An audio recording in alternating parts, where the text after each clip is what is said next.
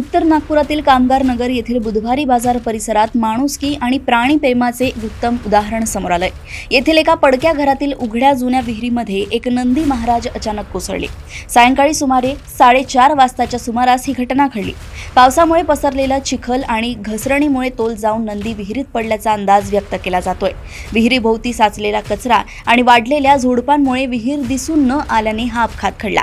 विहिरीचे तोंड अरुंद असल्यामुळे आणि नंदी पाणी व चिखलात अर्धवट रुतल्याने त्याला बाहेर काढणे अत्यंत कठीण होते। घटनेची माहिती मिळताच स्थानिक नागरिकांनी तत्काळ घटनास्थळी धाव घेतली आणि परिस्थितीचे गांभीर्य ओळखून जेसीबी मशीन पाचारण करण्यात आले। नागरिकांनी अत्यंत काळजीपूर्वक नंदीच्या शरीराला भक्कम दोरखंड बांधले। जेसीबीच्या सहाय्याने हळूहळू त्यांना वर खेचताना नंदी विहिरीच्या भिंतीवर आदळू नये म्हणून काहींनी काठ्या आणि कापडांच्या सहाय्याने सुरक्षितता जपली। सुमारे 2 तासांच्या अथक परिश्रमानंतर नंदीला सुखरूप बाहेर काढण्यात यश आलंय। नंदी सुरक्षित बाहेर येताच उपस्थितांनी हर हर महादेवचा एकच जयघोष केला।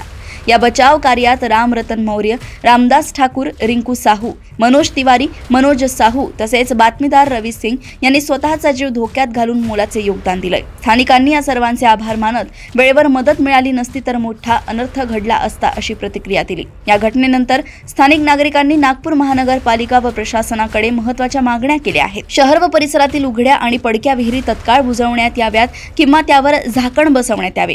अशा धोकादायक ठिकाणांच्या आसपास इशारा फलक लावण्यात यावेत। पडक्या जागांवर कचरा टाकण्यावर बंदी घालून कठोर कारवाई करावी, कारण कचऱ्यामुळेच मूक प्राणी तिथे भटकत येतात।